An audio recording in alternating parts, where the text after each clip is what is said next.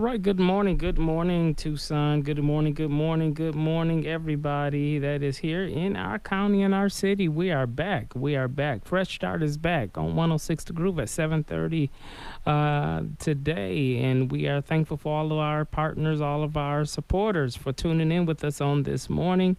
We are excited for another amazing show, another amazing episode with the Fresh Start Show. This is Dr. Holt, your host. Tom Cortez is in the building, our co-host, and we have special guests in the building. We've always had a great relationship with TPD, and so we're excited to hear from the assistant chief who's in our studio on this morning. So it's a great treat for you.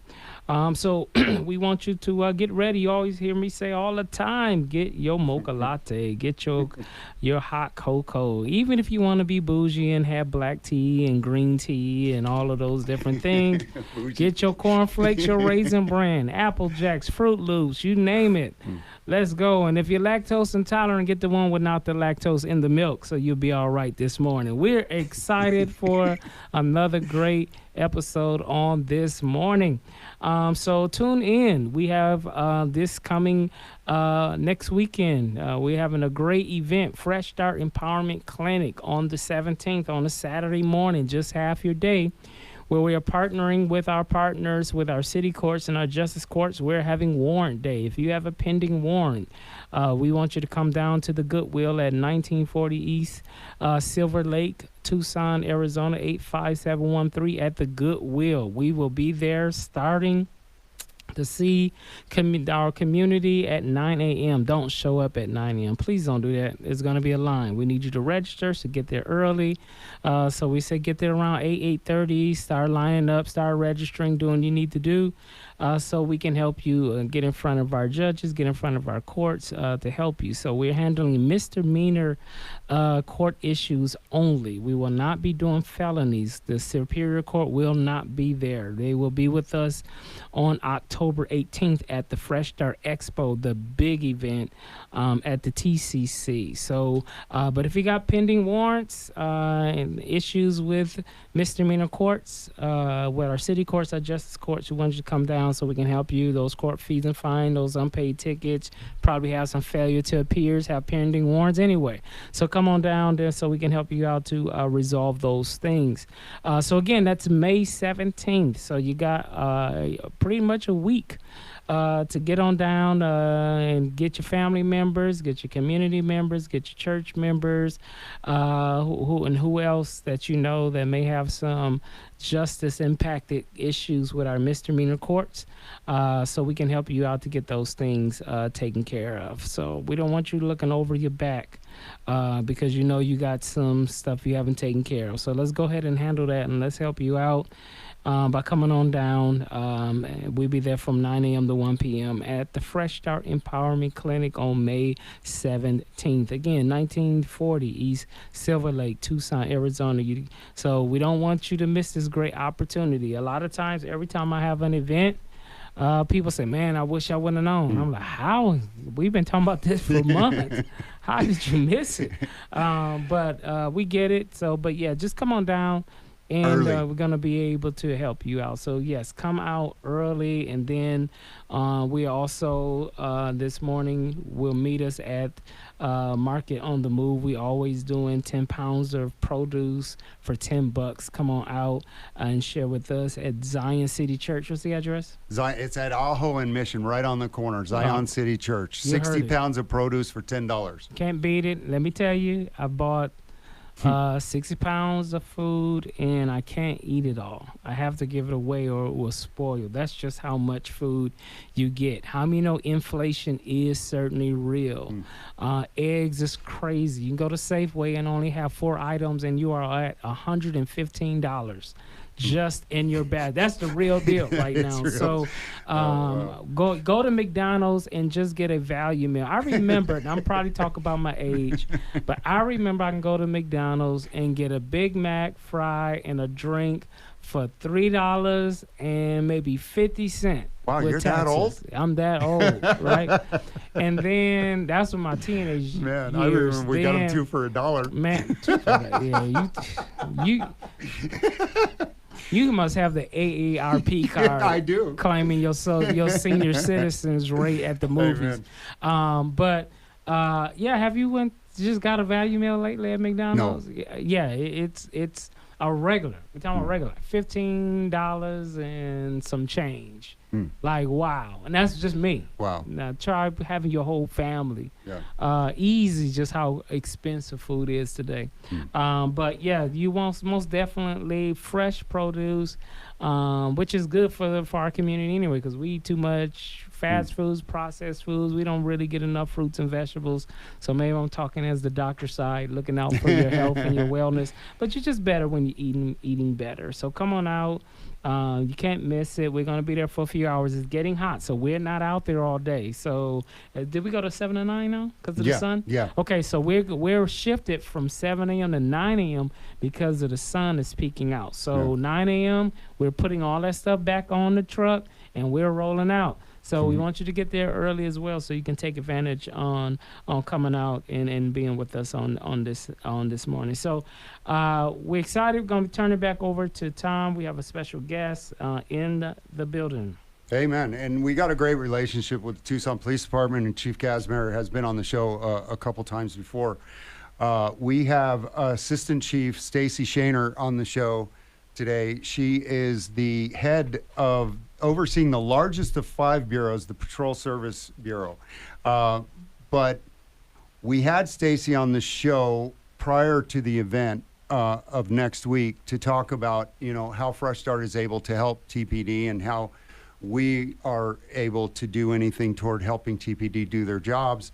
And when we were able to quash warrants and reduce fines, we're able to stop them from having to serve those, and which is wonderful. But we had a discussion about the many things that TPD is doing, one of them being the mental health support team, which somebody from mental health goes out with an officer, which has been in effect for a very long time, 2012, I believe.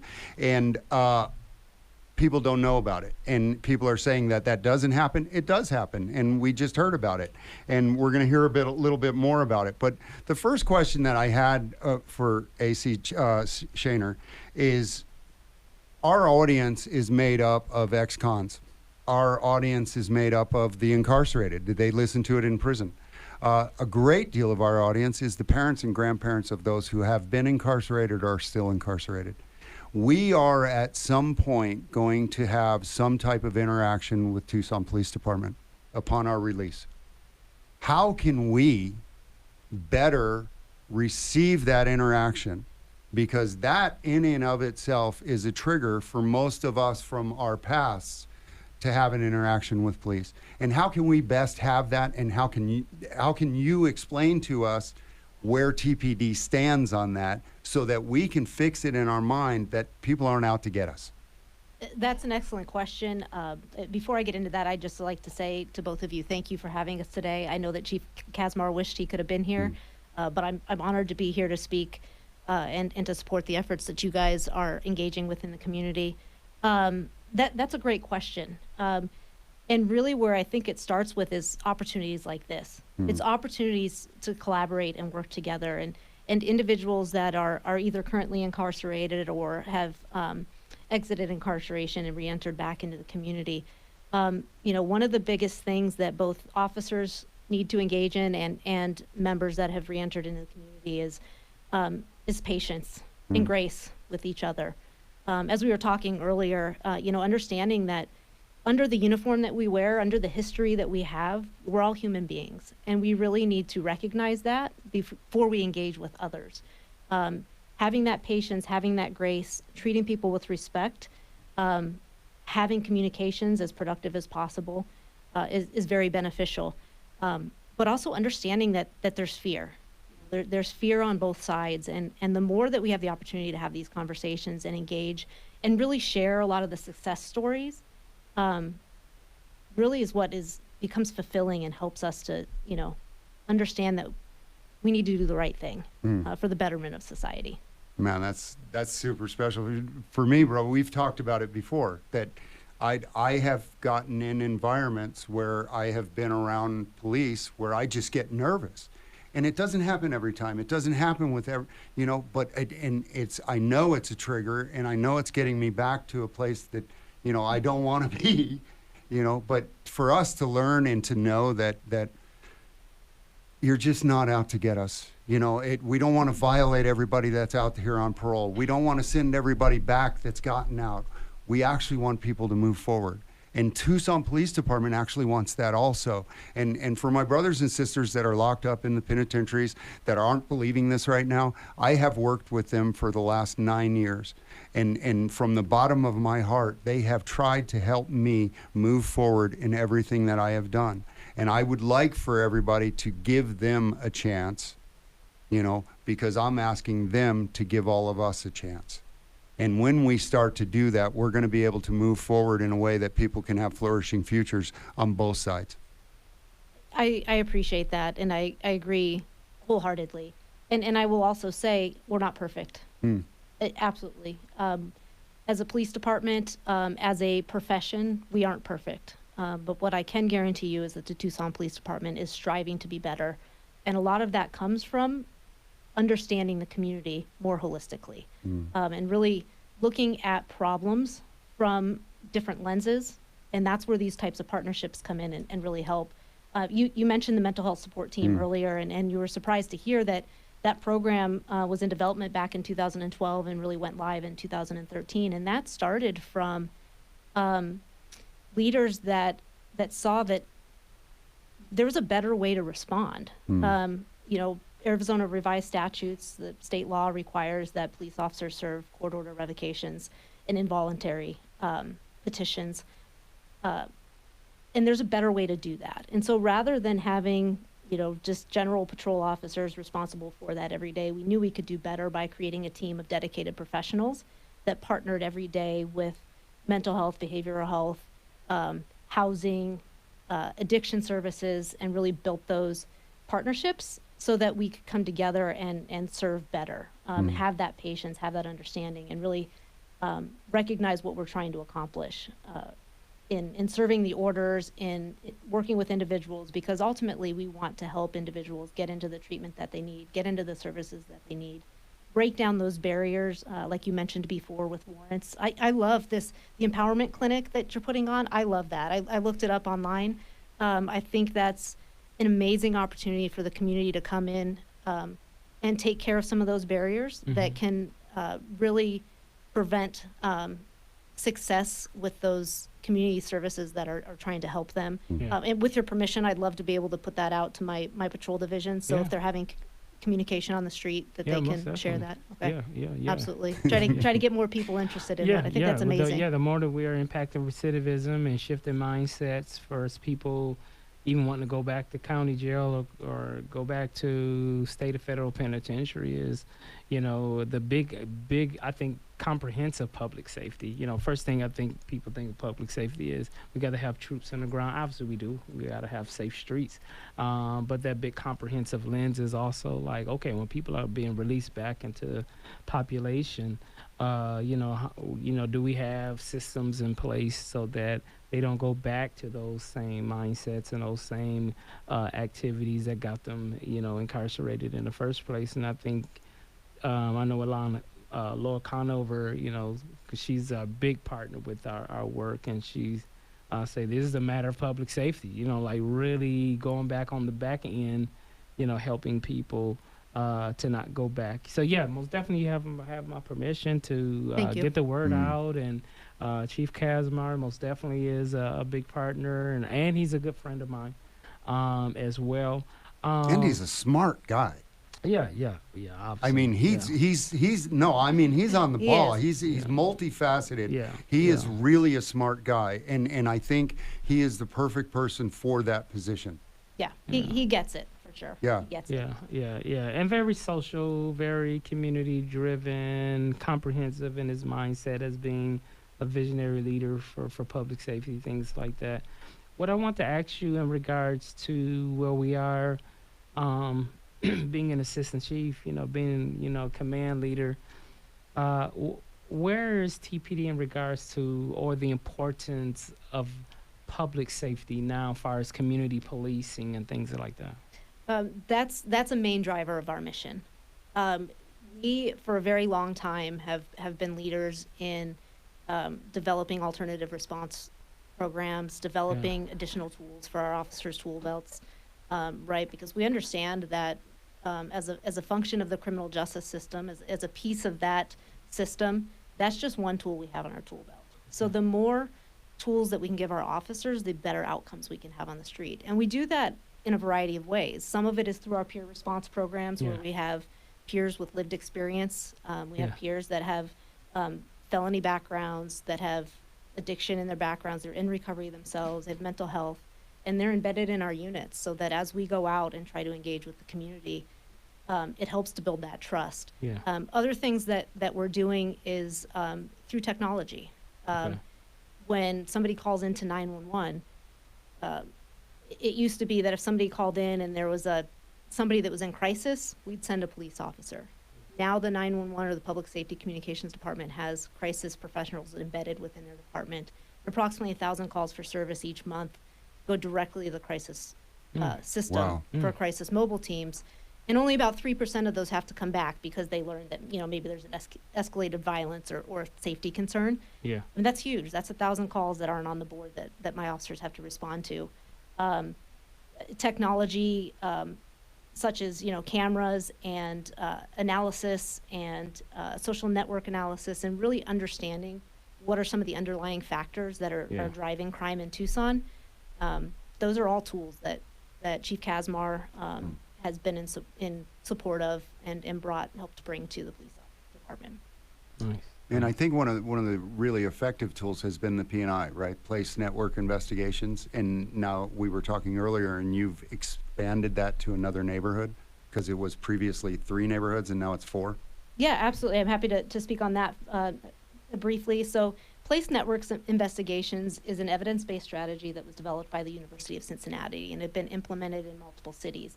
They came to the Tucson Police Department knowing that we are a department that is driven by evidence-based strategies and very interested in partnering in that. So about 3 years ago, time flies, maybe 4 years ago, we started with 3 sites. The sites were chosen based off of data for chronic violent gun crime locations. This is a gun crime reduction strategy.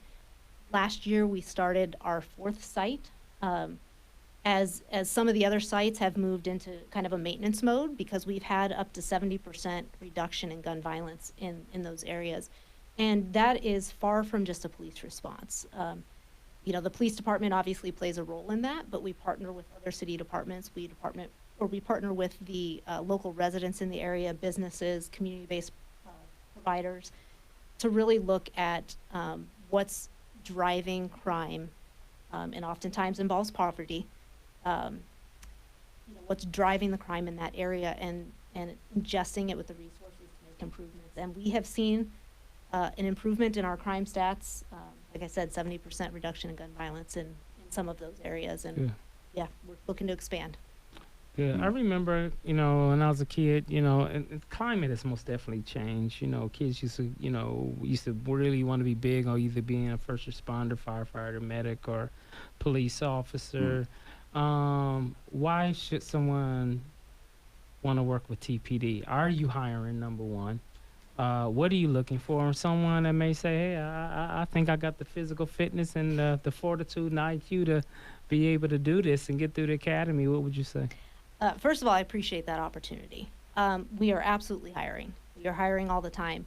And not only for police officer, we have a variety of professional staff positions that can either be used as a stepping stone into a sworn position or that are embraced as part of our mission to help supplement sworn staffing.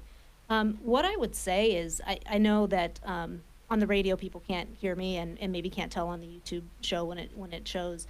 I'm a 5 foot tall female. I am not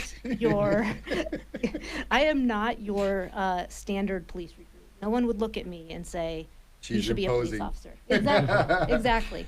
So what I would say to the community is that really what the nature of our job is customer service. It is problem solving, customer service.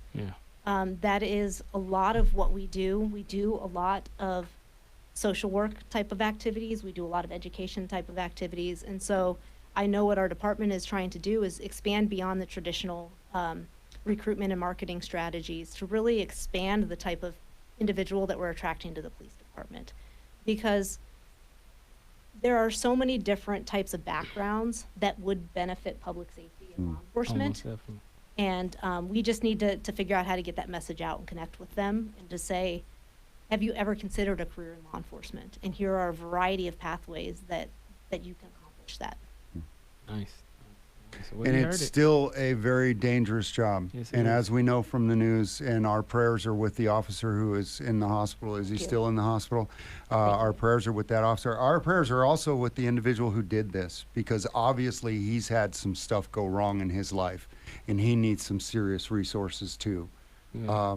You know, I don't know if he's going to find him in prison, you know, because that's not where you find resources for mental health and behavioral health. But Yeah. let's hope that he does, and let's hope that the other officer recovers and is able to get back on the job.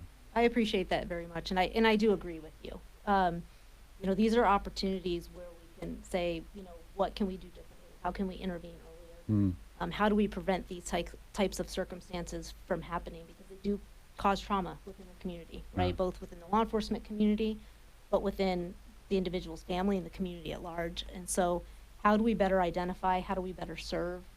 How do we better support these types of initiatives, both outside of the criminal justice system and within? Mm. You know, if somebody has to be incarcerated somewhere, how do we better serve them while they're in there so they can be successful when they come out? Amen. And we're very in support of that. Nice, nice. Well, most definitely, we thank you. I don't know who this gentleman here, but what's your name, sir? PIO office. All right. Well, we thank you as well being in the studio. We're coming down to our last few minutes. Any closeout, self-reflecting thoughts you'd like to give us as being our guest? I want to start off with a thank you. I feel like this went so fast, and I feel like we could Mm. talk for hours. And of course, I'm happy to continue the conversation on Yeah. whatever platform. But like you started out the conversation with, is some things the community doesn't know that we're trying to do. And again, we're not perfect, but we're trying. Mm. And how we get better is these types of opportunities to communicate, to get our story out there, and then to have community members from a variety of backgrounds come partner with us. Show up to the meetings, show up to our divisional advisory committee, show up to our VIVA meetings, which is what we have branded the RPNI project, the Place Network Investigations Project. Show up and contribute. Help us understand and help us find solutions. Yeah. So the more that you can come in and say, hey, I see a problem, let's talk about some solutions, that's where we need to go as a community to make things better. Well, we thank you for coming and sharing with us, and we most definitely don't want this to be a one-hit wonder. I like to get reports from law enforcement agencies, you know, coming onto the show, briefing our community, our listeners, and also removing some of the myths, you know, that are out there. You know, they are human. They do want to go home to their families at the end of their shift. They're concerned about their communities. They want to make change in their communities. That's why they signed up to take the oath to be able to serve and protect. So again, thank you for coming out, Chief, and you know, sharing with us. And most definitely, this won't be the last one. We'll keep a invitation open for you. All right. Appreciate it. Thank you. All right, sir. Tom, let's remind the city what we got going on. Man, we got Market on the Move going on right now. 60 pounds of produce for $10 a donation. They're out there and they're shuffling, and when we run out of food, it's over. So if we run out before 9 o'clock, Tell we're them done. about the cars that come when the trucks is about to pull off. It happens every time. Every time we get like 3, 4, 5 people. Hey, can we get another box? Hey, can we get another box? Hey, can we get another box? Yeah, we can get another box. All right, until it runs out, and then there's no more boxes until next month when we come back. And then May 17th, please come out there, okay? Because if you get arrested for a warrant and put in jail, you're going to lose your car. You're going to have it impounded, okay? You're going to have to pay bail or something, or be in there, lose your job, lose your apartment. What's going to happen to everything? Take care of it. Get out there May 17th. Take care of your business, man. Be ready so you don't have to get ready, and then you can have a future that doesn't have all of this stuff in it. Come on now. So come on now. We believe here as our mission with Fresh Start International that mistakes should only be a life lesson, not a life sentence. So let's get yourself together. We believe everyone deserves a new beginning. So we're excited to see you. Come on out and enjoy yourself, and let's make sure that every member of our community gets a real fresh start. We're all going to struggle. We're all going to have traumas, which oftentimes turns into passion fatigue and how we interact with the community. So, trying to recognize when that happens and move past that is something that's been a big push. That's really for good. our Cause that's so really, maybe yeah. something that We might had a that we may had help. a sheriff say